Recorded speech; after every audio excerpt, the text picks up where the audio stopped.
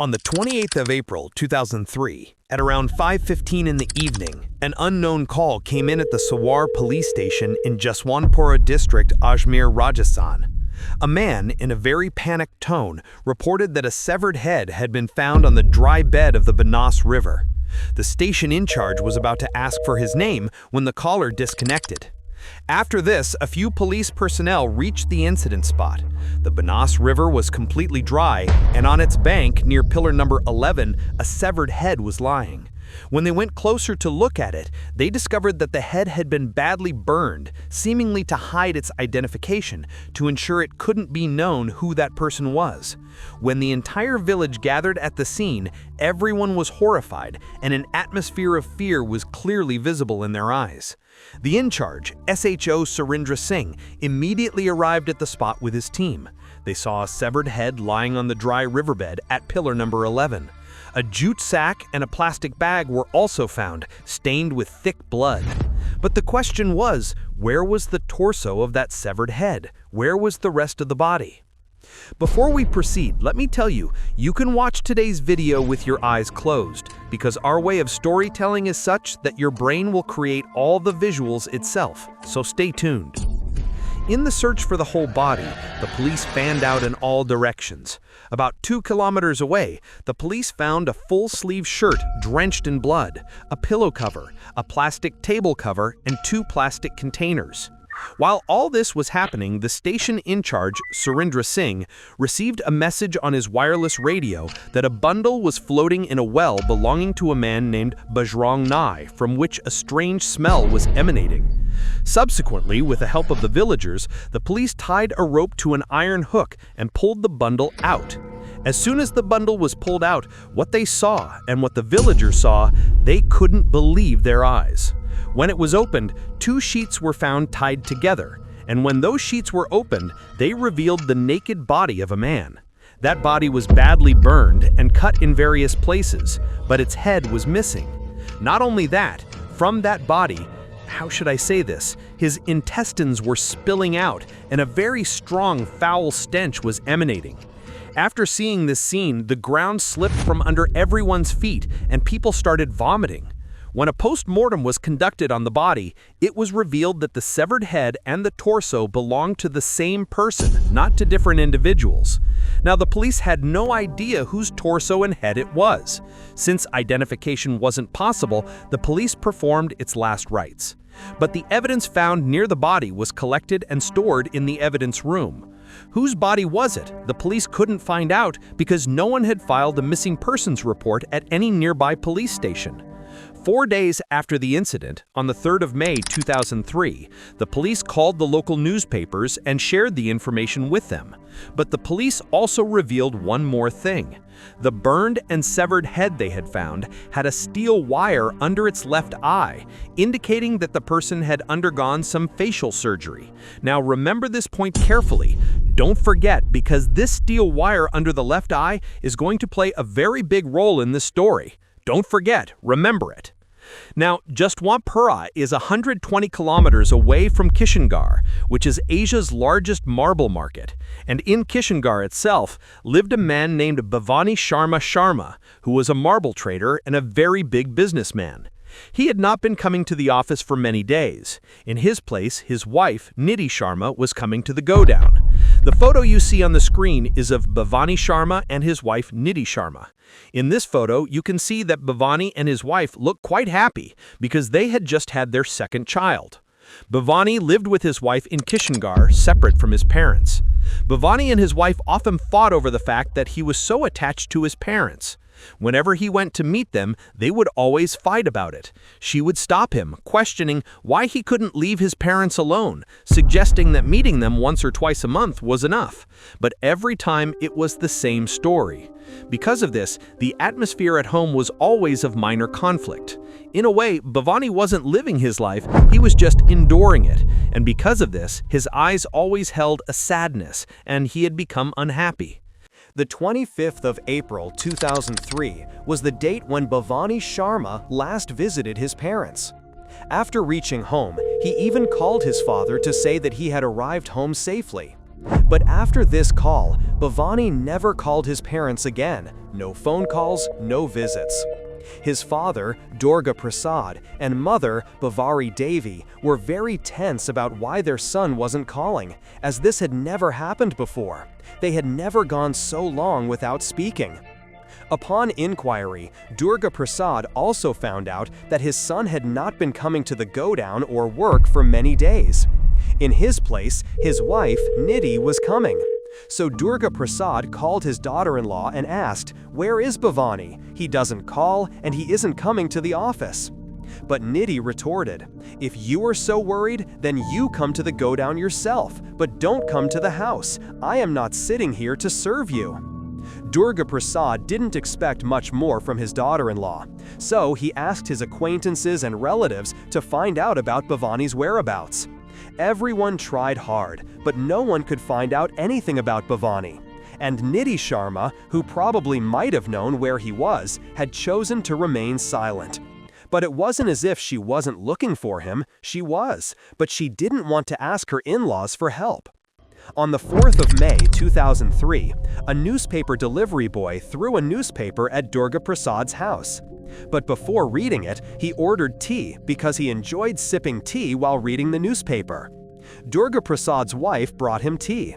He took a sip of tea and unfolded the newspaper. But as soon as he read the front page of the newspaper, the tea fell from his hand. Durga Prasad's hands and feet went numb. He clutched his chest, fell onto the chair, and became very restless. But what had he read in the newspaper that caused this? Now I will read that front page to you. Listen carefully. Today's breaking news. Sawar police found a burned and severed head with an iron wire under its left eye. Also, a Mali thread was tied on the deceased's right wrist, similar to how this Rocky is tied. As soon as Durga Prasad read this news, he began to feel that perhaps something very bad had happened to his son, and maybe this body was his son's. Because his son, Bhavani Shankar, also had a similar steel wire under his left eye. Actually, Bhavani Shankar had had an accident in his youth, after which this wire was implanted in him during a surgery at Delhi's Sir Gangaram Hospital. After reading this news, Durga Prasad called his 3 sons, his son-in-law, and his daughter-in-law, Nidhi Sharma, and shared the information about the news with them. Everyone came to Durga Prasad's house so they could go to the police station. Everyone's heartbeats were rising. First, Durga Prasad went to his daughter-in-law Nidhi Sharma's house. Before leaving with them, Nidhi locked every room in the house and took the keys with her. When the whole family reached the police station, Durga Prasad informed the police that his son, Bhavani Sharma, had been missing for the last 8 days.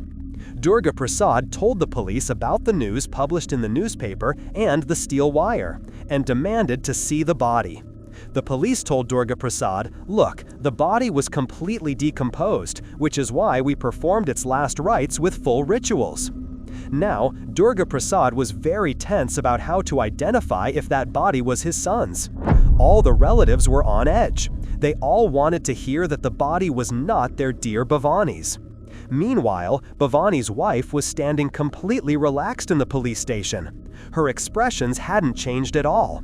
She was just staring at everyone. She thought, where could he have gone? He couldn't have died. He will come back. Then station in charge Surendra Singh said, "Look, we have performed its last rites, but the evidence found near that body is still with us. If you want, we can show it to you." After this, some officers went to the evidence room and brought out the evidence: the blood-stained full-sleeve shirt, the jute bag, the plastic bags, and that steel wire.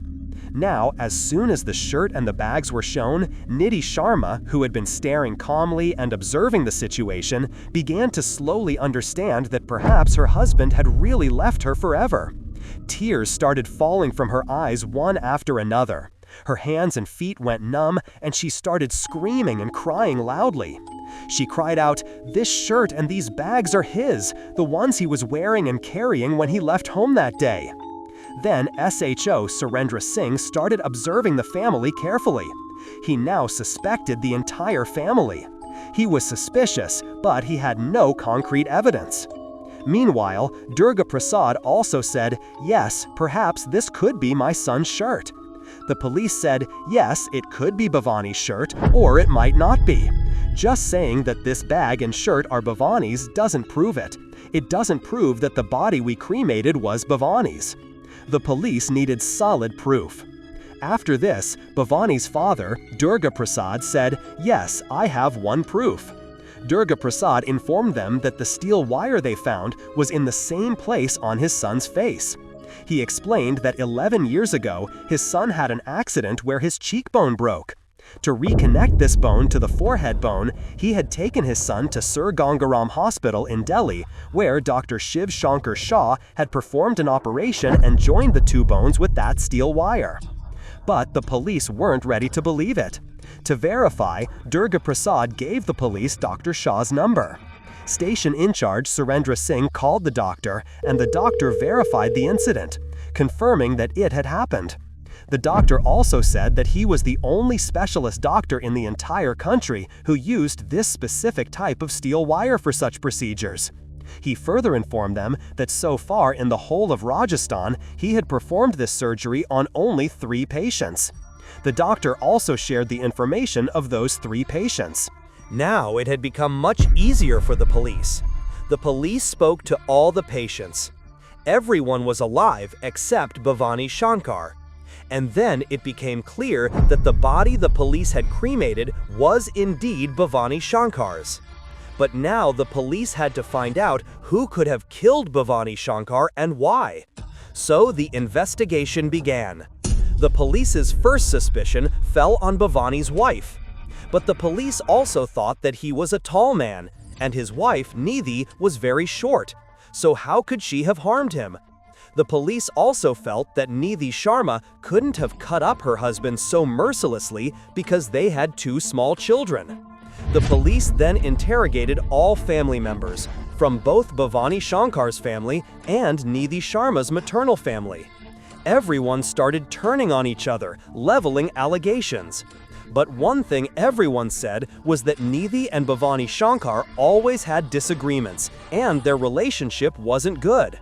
It also came to light that often Nidhi Sharma's brother, Bhavani's brother-in-law, would frequently call Bhavani, saying, "You are not treating my sister well, Jijaji." Following this, the police first picked up Nidhi's brother from her maternal home. At first, the police tried to interrogate Nidhi's brother psychologically, asking him what he knew. But he kept saying, "I don't know anything." After this, the police made him sit in front of Nidhi and entertained him thoroughly. They asked him again, "Brother, whatever is inside you, spit it out quickly, otherwise we will make you vomit it out, and perhaps you don't know, worse could happen." Then his entertainment began. Seeing her brother in this state, Nidhi Sharma, who was sitting in front, broke down. And then, what Nidhi Sharma told SHO Surendra Singh left him speechless. Nidhi said to the SHO, "First, you have some water, and get me a glass of water too. And what I am about to tell you is true, every single word. Yes, I myself killed my husband, Bhavani Shankar." When the police asked why and how she did it, Nidhi Sharma began to confess her secrets to the police, something SHO Surendra Singh had not even anticipated. She said she suspected her husband was a womanizer, and that he often took flights to nightclubs in Delhi and Mumbai, and that he had illicit relationships with several women. This was just a suspicion, she had no proof. The second suspicion was that he loved his family very much. So she thought he might hand over all the property and business to his family members. It was for these reasons that her mind hatched a plan to kill Bhavani Shankar. And then she described how she delivered her husband to his death. She revealed that Bhavani's driver, who was his friend named Ashok Vaishnav, together with her, killed her husband right in the house. Nidhi had lured Ashok with the promise that she would waive all the remaining installments for the car her husband had given him on finance and would also give him additional money. On the 26th of April 2003, between 7 and 7:30 in the evening, Nidhi mixed sleeping pills into Bhavani Shankar's juice, which caused him to become unconscious. After this, she called Ashok to the house, who arrived carrying an axe. Then they laid her unconscious husband, his friend, on a table, and with the axe struck him 10 to 15 times, one after the other. But Bhavani wasn't dead yet. Bhavani slowly started regaining consciousness, but he was still in a half-dead state. Seeing this, Ashok struck Bhavani on the head, or rather on the neck, 5 or 6 more times, which broke the bones in his neck. But still, his neck wasn't completely separated from the torso, it was still attached. Then, Bhavani's wife started slowly cutting his neck with a knife, like a vegetable, and severed the neck from the torso. Just imagine, this is what the wife was doing, and to her own husband. But as soon as she did this, it was as if a fountain of blood burst from Bhavani's torso. Jets of blood started spurting out. Seeing this, Nidhi ran and brought a jerry can, similar to the plastic cans you use for water. Then, Nidhi started squeezing out every single drop of Bhavani's blood to fill that can. The can slowly started filling up. About 3 to 4 liters of thick blood collected in that can. But still, the two were not satisfied. They took Bhavani's body to the basement. There, they tried to burn Bhavani's corpse, but it wouldn't burn. So they took Bhavani's head and went up to the roof, where Nidhi turned on the gas, lifted her husband's head, placed it on the gas burner, and burned it completely, charring it to a crisp, like a burnt eggplant. First, the hair on the head caught fire, and then slowly the face. After mercilessly burning the head, they were completely convinced that no one would be able to identify that head now. After this, they took off Bhavani's clothes and put them in a separate bag. Then, they loaded all the paraphernalia, the body, the head, and the clothes, into their car and set off towards the jungle. They threw the murder weapon, the axe, under a babool tree. It was around 2 a.m. Nidhi and Ashok were driving around with Bhavani's body. Their plan was to throw the head, torso, and other things into the Banas River. But just then, Ashok saw a police vehicle coming towards them. Seeing this, he panicked and told Nidhi. Now, panic spread between the two of them. Hearing the police siren, their heartbeats increased. They were about to abandon Bhavani's body there and run when they spotted a well. They threw the torso into the well and then threw the head and clothes at various distances. They buried the 3 to 4 liter jerry can filled with blood at a place called Hatundi. After this, the two returned to Kishangard in a state of panic. Nidhi was telling all this to the police, and on the other hand, the police officer's hair was standing on end. Bhavani's father and mother were in a terrible state. After this, when the police asked Nidhi about the murder weapon, she helped the police find it. Meanwhile, to find more evidence, another police unit reached Bhavani's house. There, they found a diary, which belonged to Bhavani Shankar Sharma. Bhavani had a habit of writing about his daily routine. Now, listen carefully, because what was written in that diary will bring tears to your eyes, as if Bhavani himself was helping the police from beyond. When the police checked that diary, they found out that Bhavani's wife wasn't just mentally tormenting him, but physically abusing him repeatedly. Bhavani Shankar's diary revealed many things about Nidhi. Page 134, 15th May 2002. Bhavani wrote, "Since morning, Nidhi has been pressuring me for a divorce. I refused, but she started to leave the house. I tried to stop her, but she also retaliated against me. To show her, I took the numbers for the court and even dialed them in front of her. I knew that the court only works until 1 p.m., so I deliberately wasted time. We reached the court at 1 p.m., by which time it had closed. Nidhi insisted on going to a lawyer. We went to a lawyer and she asked the lawyer to prepare the divorce papers. That lawyer counseled both of us a lot. After this, Nidhi turned back, got on a motorcycle, and left for Jaipur. I searched for her a lot, but couldn't find any trace of her. When I reached home, I found out that Nidhi had told the woman who makes tea to lock both my children inside the house and lock the gate. She returned home at 11 p.m. that night. Page 139, 20th May 2002. Nidhi asked me why I told her maternal family about her behavior. Nidhi said to me, "You are ruining my image." On the same page, this line was also written, She threatened me that I should either shut down my company and fire all my staff, or she would file a false case against me. Page 154, 4th June 2002. On this page, Bhavani Shankar says, "I am scared. I'm being poisoned in my food. I don't know what she is mixing in my food. These days, my tongue doesn't feel right when I speak." Meaning, Bhavani knew that his wife was trying to kill him. But still, he continued the relationship and endured it, perhaps for the sake of those two innocent children, because only a father can do that. When the police reached the last page of the diary, they found water stains. Perhaps they were Bhavani's tears, which he couldn't hold back. Now the diary pages had also become evidence against Nidhi, which were now clearly telling the police, "The one you are looking for is here." And now, this diary was going to serve as evidence in court. Nidhi and her crime partner Ashok were sentenced to life imprisonment. Nidhi had tried very hard to erase all the evidence, but she didn't know that a steel wire would clamp down on her like a pair of pliers. Custody of the children was given to their grandparents, and the business flourished. But now, 21 years later, Nidhi Sharma has been released from jail after serving her sentence, meaning in 2024, this very year.